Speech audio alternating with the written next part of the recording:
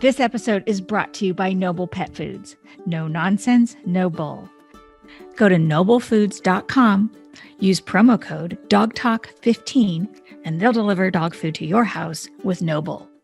So, hi, welcome to Talking with the Dogs. We are back with another episode. We have a guest, Linda Sivertsen, who is with one of her dogs is in her lap, for those of you who are watching on YouTube. Hello. Hi there, Bella. Linda is a dog mom. She is a dog mama. She is a book mom, also known as the Book Mama. And we are going to talk today with Linda. Welcome, Linda. Hi. Yeah, we're going to talk with Linda about how her work. She's a best-selling author, and she works with people like Elizabeth Gilbert. She has a podcast as well, and she knows story people. Elizabeth Gilbert, Deepak Chopra, among others, Gabby Bernstein, anybody who's written a book, Linda knows. I would say, actually, it's not that, just that. It's people who have had a passion burning within them, a mission to get their story on paper. And the reason, among many others, why I think she's really important to talk to my dog audience is that many of you have that same burning desire to know something about your dog. Linda, since we first spoke, my listeners are now all over the world, and a lot of them are either dog people and you want to understand your dog, or you want to be an animal communicator. Yeah. And the thing that Linda started as a dog walker, and we're going to talk about that, is taking that burning desire and using it for whatever's right for you. Right, Linda? No. Yeah, no kidding. Yeah. And dog walking was the best entree into writing for me. I was just so blessed. I was a dog walker in Beverly Hills and Hollywood. And one day I just had a dream that told me to write the life stories of these amazing people that own these big houses and these lonely dogs I was taking care of. So it was amazing. So it wasn't just like, oh, you had that knowing within, and then you went out and started writing and published a book the following month, right? No. It was a long journey, which I like to emphasize for people who are also studying animal communication, that it's not just like, oh, I have a great idea, I'm going to take a workshop. I've been to Linda's workshop. She has writing workshops. She has them virtual, in person. They're fabulous. But the book that I'm working on is still not out. Yeah. And it's just like animal communication. You can go and try and understand a dog or learn how to do it, but it's not going to happen after a weekend. I met Linda, I don't know, 3 years ago, at least, Linda. Well, you know why? Because life happens. Yes. You know, we have our plans, and then life is constantly saying, hey, wait, you need to do this and this and this and this. You know, life isn't just about writing a book. It's about relationships and taking care of the bills and all sorts of other things. So most people need a lot longer than they think for all things that are important to them, whether it's learning how to communicate with animals or, you know, start a charity or write a book, things or build a house. It always takes double the time you think, at least. Well, and your book, I remember you were working on your latest book, Beautiful Writers, at the time, and you shared visions of what it was going to be like. And when it came out, I loved reading it and seeing how it had shifted. Some things were there, the cover, and some things were very different. Yeah, it really evolved. I mean, creativity is like that. It's just hard to pin down. I mean, I was making changes until the very last minute. One of your chapters is about divine timing. And I think that that's what you were talking about, like including with my book that I'm working on, and writers and people with animal communication or relationships with our dogs. Yeah. Tell us more about divine timing that didn't make it into the book, but that applies to dog relationships and animals in our lives. Well, the thing about the book Beautiful Writers is it follows me from being this pie in the sky, wide-eyed, woo-woo Los Angeles girl walking dogs for a living and loving it. So my sister says to me, I know you love your dog walking business, but I'm so worried you're not using your brain. And that really bothered me. And I think because I was noodling over the question, am I doing what I'm supposed to be doing? Is there a bigger something I'm not seeing in my life that I should be tending to, I was given a dream that told me to write these books. And I think, the whole idea of divine timing in the book, it comes up, it's the last chapter of the book. It's like dreams fulfilled. And it just reminds you that things happen in their own magic time. Things that are destined take time. And you see me struggle and do all these face plants and funny, crazy networking fails and pie in the sky things that fall flat. But in the end, it all works out. And I think the overarching lesson of that is, if you are moved by a vision, by a dream, and you just keep moving forward, following those little breadcrumbs, whatever they are, but whatever lights you up, you just keep following the things that make you happy and that light you up.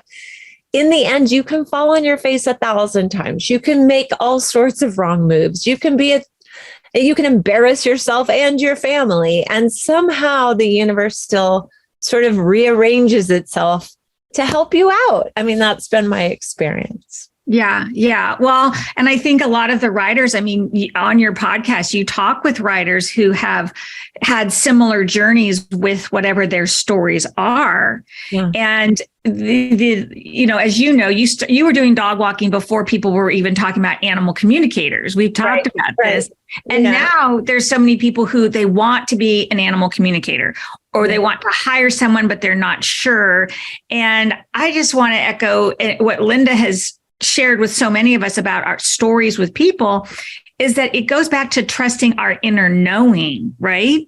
Oh, yeah. And like you said, it applies to everything. That intuition doesn't just happen with writing or a career. It happens in every area of our life. And an example I'll give you just happened 5 minutes ago. I was riding my horse. We're on a camping trip right now. And I was riding my horse. And I said to my husband, I think we need to go to the chiropractor. I think because he's really been acting up and he's kind of been a jerk. Mm-hmm. And I said, maybe he's in pain. And the people around me, when I said that, were like, no, he's not in pain. He's just obnoxious. I'm like, yeah, but there's a reason why he's being obnoxious. And so somebody new I've never met was just working with him. And she said, he really needs a good chiropractic checkout and massage. I think he's in pain. And so, she qualified what my intuition was telling me that the people around me disagreed with. And so, but it's like that with everything in life, right? You have an instinct about, wow, maybe we shouldn't move into that house, or maybe I should finish that course in college. Those things, those whispers that we get are so easy to ignore, especially when people around us aren't hearing the same whispers. And yet what I keep finding is the more I pay attention to those little, hey, listen to this, the better my life flows. Well, and I like the point about the other person who, the village, and, the village is important, whether it's with our dogs or our horses or our books, that even in this trend of, we can just self-publish our book, they're never as satisfying or as well done if we don't have that editor and that team. I mean, you've been very open about, you don't just write your book, you have a team. Oh my gosh. Well, I think we're all so close to our own stories that it's hard to be objective. I was really a little arrogant when I started writing this book because I had been a ghostwriter. I had written my own best-selling books, but I had helped other people with New York Times best-selling books and big, huge advances. Not that I was super arrogant, but I just thought, I can totally pull this off, even though it's a memoir and I've never written a memoir before, right? My other books that were big bestsellers were business books.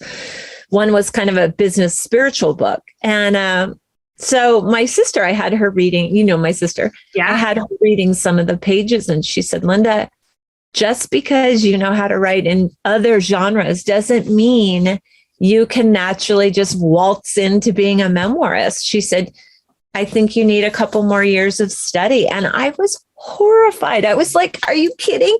Like, my favorite books are memoir. I know memoir, but guess what? it's one thing to read memoir, and it's a whole other thing to become masterful at writing memoir. And she was 1,000% right. I needed more years, and I went and I took those years, and I'm so grateful I did. Now the book is ready. Yeah. Oh, it's a treasure. It's a treasure. And it really can be related. I mean, I'm an animal communicator who I teach people how to fine tune their own animal communication practice or with their dog, or just I'll help them get the messages. And it's like so many of the things you write in your book apply to that, because about the empathy and highly sensitive, and working with the village is the other part. Like you even said at one point about your sister, how she said, well, wait a minute, I don't think it happened quite like that. Right.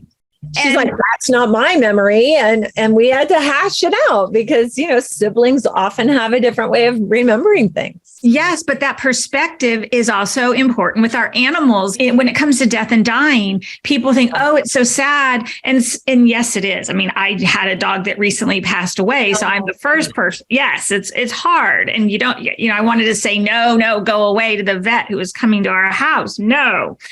But perspective is, with the people involved, we were like, no, this is horrible. But we would look at my dog knowing it was his time. He was fine with it. I know. And so that perspective is really important, and why I think it's good to have, when someone works, whether with it's an animal communicator or their vet or their trainer, to remember that the village is really important. I mean, you have a village with your animals, right? I do. And, I early on had some really amazing episodes with animals passing away that I swear to God came back. They came back, and they came back in different bodies, but with the same exact really bizarre mannerisms and just the quirkiest stuff where you're like, neighbors or friends come over the house and they're like, whoa, that's Mary or that's Brody. I'm like, I know. It's so obvious. So it helps to have that village feedback too, because I, in my heart, thought, I think that's Mary. Like, she's come back. Yeah. And to have other people say it too is such a clarifying, validating, like heartwarming piece of that story, that narrative for our family. So I want to give a disclaimer on that, because people will ask about well, I'm not visited every day. What's wrong with me? Or my dog didn't come back, and why not? Or I don't know if I'm believing that. And my response is like, it depends on the situation. And can you touch on that a book? And I think it's probably similar with book writing, that just because one person has one experience, it can be very different for someone else. Oh my gosh. And different for the same person too. Like, just because I was used to having sort of mystical experiences with my books where, they came to me in a dream, which is unusual. Most people don't have that. There have been lots of times in my writing practice where I was just effing blocked. Like, it almost felt like I was dealing with God playing just a joke on me. I decide on one path, and I'm a freaking expert, right? I'm a publishing expert. I help so many people publish books, and there's been so many wins, and yet I couldn't do it for myself. I was like the self-help author who couldn't help herself. So I would, and I'm talking about with this book, Beautiful Writers. So I'm taking one path and I'm totally clear. This is what I want to do. And a year down the road, the energy just dies. It just feels flat. And I'm like, okay, here, and the thing about me is I always regroup. I'll grieve and I'll be pissy pants about it. I'll be like, damn, it should be easier. It should be easier. And then I get over it and I go, guess what, Linda? This is only going to help you better sort of have empathy for your clients who maybe don't have it easy. Like there are so many blessings here. There are so many benefits. And then I wait for the guidance. I'll dream. I'll pray for a dream. I'll say, okay, God, please make it clear. Make it something I can remember in the morning when I wake up. Give me a sign. I kind of get really humble and on my knees about it, because every time I think intellectually I've got it figured out, then it's like a joke. Yeah. Well, you're really good at pivoting from what you think and even being convinced about of knowing, and then that knowing. And you talk about it moments in the book where it's like, I knew this, but like, oh, well, now that I know this, I know something else. You're willing to change. I am willing for sure. My sister says that's the best thing about me because my sister, she's an astrologer, as you know. Yeah. And she's got a moon that's fixed and I've got a moon that's movable. And something about that, like, I guess when you have a fixed moon, it makes it harder for you to switch gears. So like she'll get on to a topic and she'll just really want to hold her thing. And I'm way more flexible. And I thank God for that, because I'm telling you what, in publishing, and I think in any kind of dream, if you're not flexible, it can be so hard. I mean, it's already hard. Being flexible, it's already hard. But if you're like super set in your ways and the universe is giving you all sorts of roadblocks and no's and rejection, and if you're not able to pivot, God, that's so painful. I mean, I'm not saying I don't grieve, because I do. Yeah. And I do get sad and I get jealous. I mean, the book has funny stories about me being sad and jealous. Right. But I don't let it stop me for very long, because I trust in the overall vision. I have this saying I say to people, which is, if you have the ache, you have what it takes. This is Bodhi. Bodhi is Bella's sister. Bodhi boo. Bodhi, do you want to add something to this? Yes, you do. Okay. So what do you want to say, Bodhi? Oh gosh. Yeah, it's fine. You can say whatever. Usually we start with favorite things, but if you want to jump to them, you want to okay. So Bodhi likes it when you hold me close, just me. So Linda has her dogs, Bodhi and Bella, and then they're the family dog, the rest of the family dogs, right? How many are there now? 6 others. So we have eight dogs and 6 horses. Okay. So Bodhi really likes his alone time snuggled in close when it's just me. And I guess you have a soft blanket that you sometimes put around. All the time. Really likes it. So I don't know that this is what he's showing me. He's snuggling in. He loves his alone time. He calls Bella the girl. Yeah. The girl dog. She's such a girl. The girl. He wants his alone time. And so he's sharing this. In my work, I like to say, okay, with the animals, why is this important?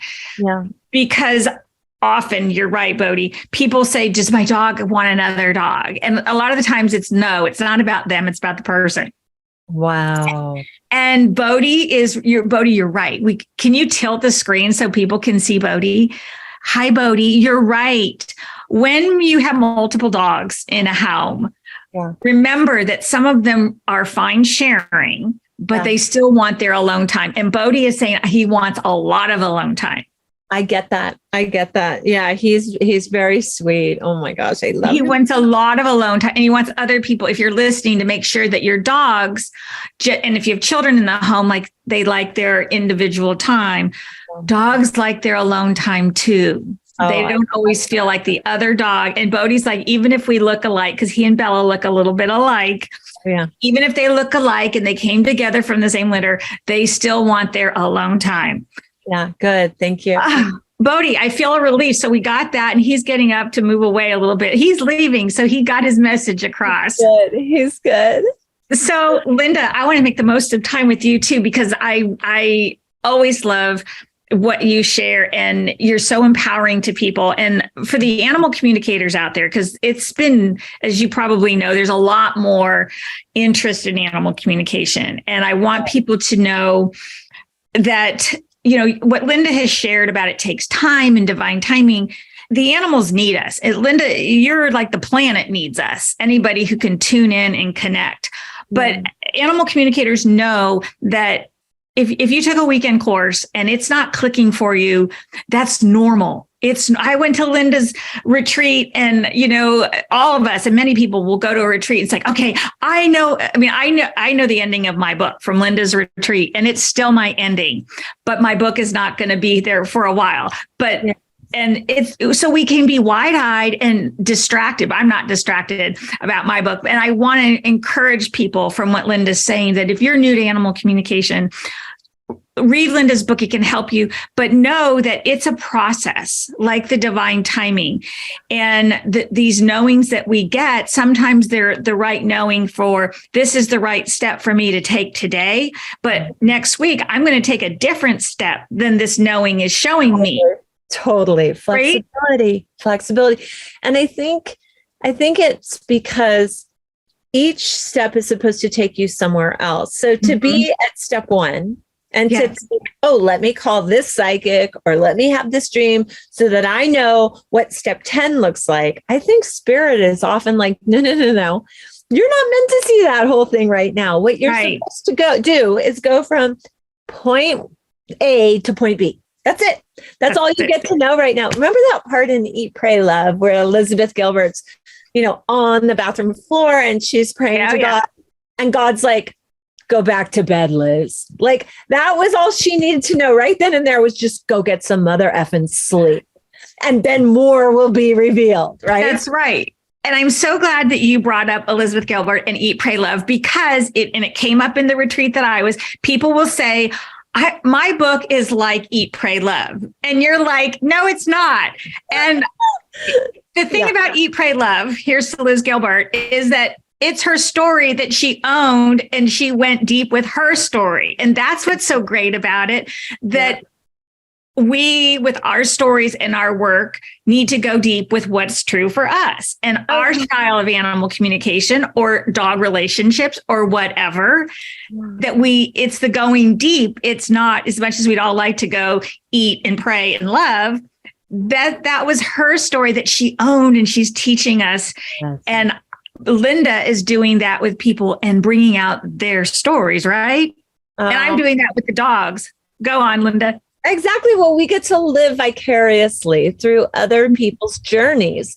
Yeah. I don't want to travel the world. And, with all the animals I have, I can't travel the world. But thank God she did. So I can learn from her and live vicariously. That's the beauty of stories. We can implant ourselves in somebody else's journey and get the lessons and get that experience so beautifully. And I think part of what you do as an animal communicator is you're taking the journey with the animal because you're open.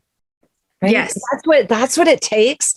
Whether you're trying to receive guidance about a book from your muse or from God, whatever it is that's giving you the information, or whether you're trying to connect with your horse who's got a sore back. I'm going to go back to you as a dog walker. And you were surprised when your sister said, maybe this isn't the best thing for you because we need our dog walkers. So this isn't about bad dog walkers. It's about what her sister saw in Linda and where her next step might be that she needs to go. And I get that with students who are like convinced they want to be an animal communicator, but then they're like, oh my gosh, I've got visitors coming for the next month to my house. I can't do the work. I can't practice. And it's like, I'm like, well, then maybe the timing's not right, rather than beating ourselves up. Sometimes, like Linda, being flexible, maybe I should think about an alternative or be open. Maybe animal communication, you're studying it. It's okay for now, but it's going to be like a seed that you're planting. Exactly. And you're going to nurture it like a book. Yeah. Right? Like it's simmering on the stove, but it might be simmering on the back burner. But eventually it will be cooked and you'll be able to enjoy that meal. But for right now, it's simmering. Yeah. Yeah. Okay. So tell me about your household of animals and all your different projects that you do and how you balance that with accessing your inner knowing. And your knowing, because you have clients who work with you in groups and individually. And so you're knowing, how do you, I guess, nourish your knowing? I'm not the most organized person in the world. I'm very in the moment. I have a weird relationship with time. I would say it's not actually even that good, except for one thing. I'm very in the moment. So when I'm with somebody like my sister and we're talking, I am so present with her. I may forget about an appointment I have an hour later. So I've learned I have to always have my calendar has to give me alerts. I'm very, very good at looking at my calendar, putting things on the schedule, giving myself alerts because I will forget appointments. I will forget things. I'll be so in the moment with my horse or whatever. I'm usually late to things. I'm talking minutes, not hours. Yeah. I'm kind of an emotional creature who lives in the moment. And I think when you are in the moment, you get a lot of guidance. I think. Yes. Fully present. I'm a cerebral creature. I have like 4 planets in Gemini. So I'm very much in my head, But because I also have this weird living in the moment thing, I can hear guidance and I hear it very loudly. I always have my whole life. Doesn't mean I've always listened to it. Like, you know, the first date with my ex-husband, we were married 19 years, but the first date I heard no. And I went, well, never mind, because he gave me a poem. And of course, when he gave me a poem that was very romantic and he had burned it around the edges and rolled it up and put a ribbon around it and, you know, drove up on his Harley and gave it to me. Of course I had to marry him, like marry a stranger that you've heard, no. And, you know, we lasted a long time because I'm dogged, right? If I commit, I commit. But my point is that my intuition has always been there, but I've gotten a lot better about listening to it. Yeah, you didn't listen to it. And not always. Yeah. And a lot of new animal communicators have that. They're like, I'm not confident. This is what I got, but I don't want to say it. Exactly. Yeah. And then they find out later that they were totally right. Yeah, exactly. So you mentioned your sister. So Carol Allen is an astrologer. And I want to say that, like, you've referenced things about your own astrology, what you know. Not everyone who does animal communication or book writing has to know about astrology. That's what's so great about all the offerings in the world and how we tune in and know ourselves. So I just want to make that clear, that it's like I've talked to Carol and she's told me things about myself and moons and planets. And I'm like, what? So like, it doesn't make sense. My brain is not. It doesn't resonate. You know, what the beauty about this universe is there's a million different ways to get guidance, right? When I interviewed Brene Brown for my podcast, she said, you know, she'll need guidance about a book and she'll get it from a billboard. She'll get it from episodes of Law and Order. I think when we're open and we're flexible, you're going to find the information you need from a song or from a cloud formation or just it's being open. Yeah.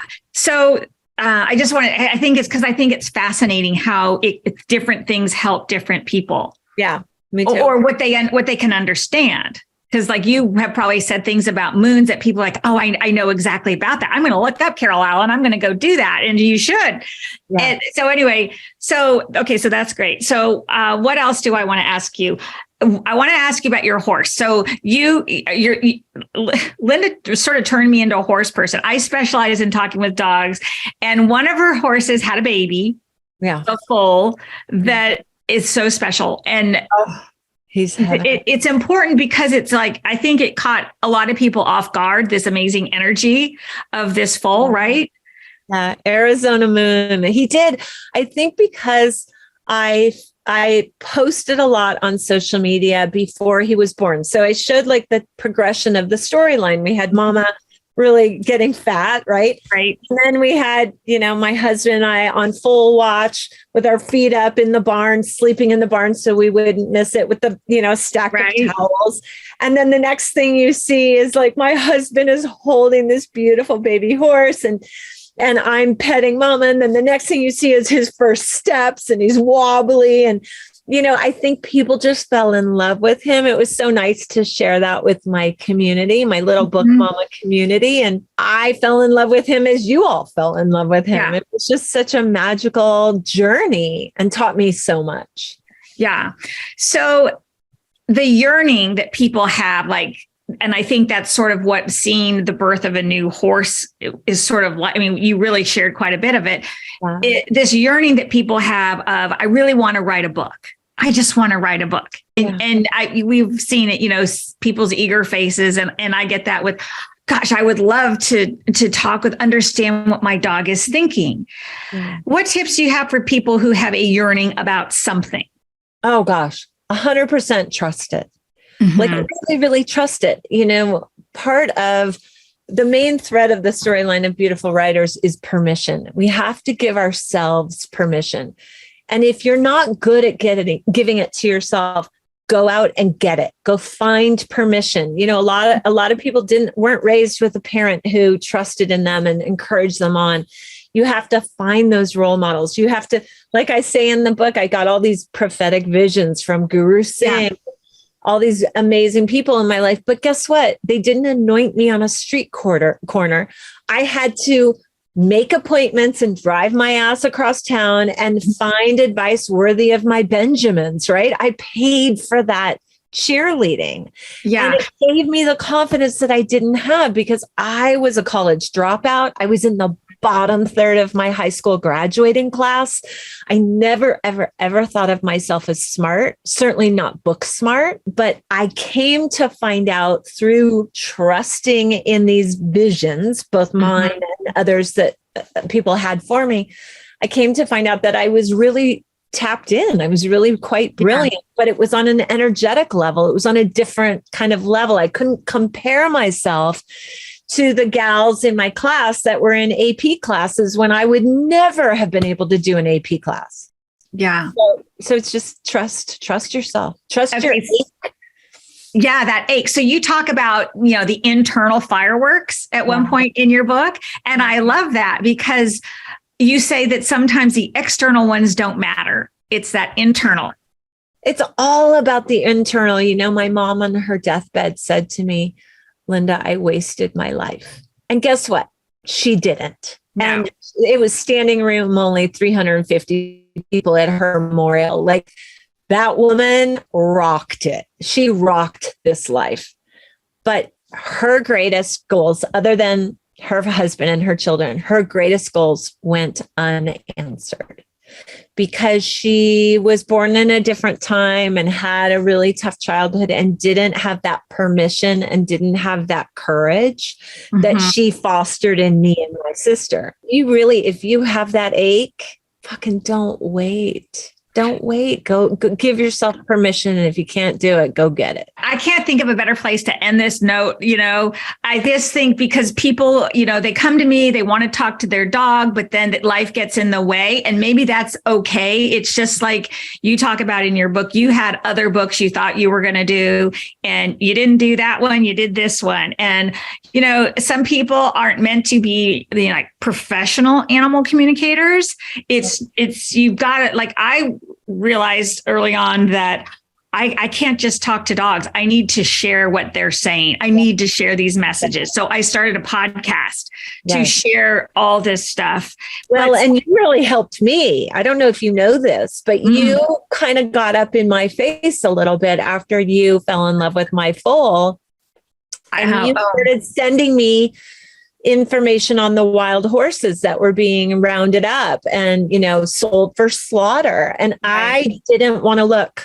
I was too scared. I thought this is going to crush me. I have too much empathy. I'm going to dissolve. I can't do it.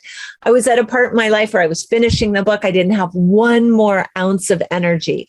Oh gosh. But kept sending me stuff. And I was like, oh, but eventually I got to the place where I did have the energy and I did have the courage to look. And now saving wild horses from slaughter and gathering people to help me and finding the money and supporting these people, these boots on the ground people who are doing it in Arizona near me is seriously one of the greatest joys of my life. Oh my gosh, I have chills. Came through you. And that became because of this foal. I mean, I told you at the time, you're turning me into a horse person.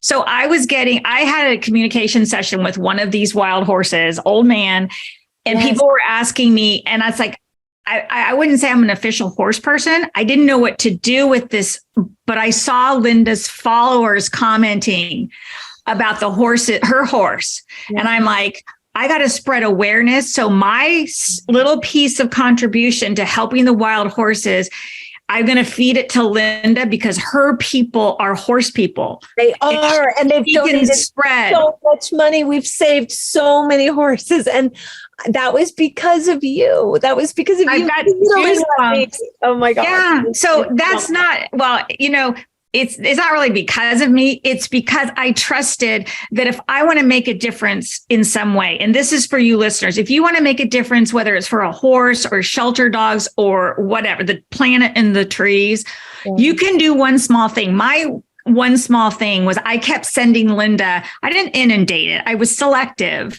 Yeah, but you were consistent. I was consistent. And when I had the energy to look, I faced your emails. And what was so amazing about it was I started off just making one video. I posted one video and my community went nuts. And I mean, I had clients sending $500 from London, $1,500 from Napa. Like money was coming from all over the country just in time for an auction that saved like 10 horses that week. And when I saw that, publishing can be so slow. When I saw that we could save horse lives in like a half hour, I was like, okay, this is one of the greatest joys of my life.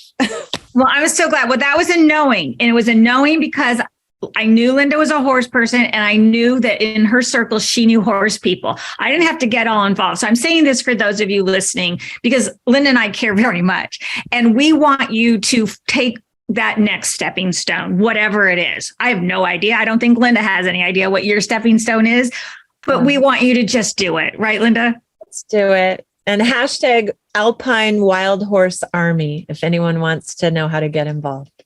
Yeah, well, with the horses, $200 can save a horse life. They sell these horses for $225. Sometimes they sell them for $25 because they get $3 a pound in Mexico. They're now sending them to Japan for meat all over. It's just insane. Yeah. So there are so many ways that people can make a difference. And that's what a lot of every author who's written one of these great books, I'll show you, I have it right here, beautiful writers. They're not trying to make books I don't think Gabby Bernstein, Marie Forleo, they're doing this work now just to write a book. They are trying to make a difference in the world. And this is their way. And Linda and I are trying to make a difference in empowering all of you listening. Take the next step, whatever it is, and the path will be made clear. Right, sister. Thank you. It was fun. I'm so glad that you invited me. Thank you. Oh, Linda, so much. I think you're great. Enjoy your camping trip. She took time out from her animals, her family. And I will have all the information for you all to decide if you need to go deeper with Linda at a retreat or a book or whatever. She's got a lot of great information. And I do too. So stay tuned for more from both of us and check the show notes for how to get in touch. So I hope you all will continue your animal talking effort, your storytelling, your listening within, and reach out to either one of us if we can support you on your journey. Sounds good. Thanks, Linda, thanks. Bye-bye. Ready to find out what your dog wants you to know? Visit talkingwiththedogs.com. Book an appointment with me and we'll find out.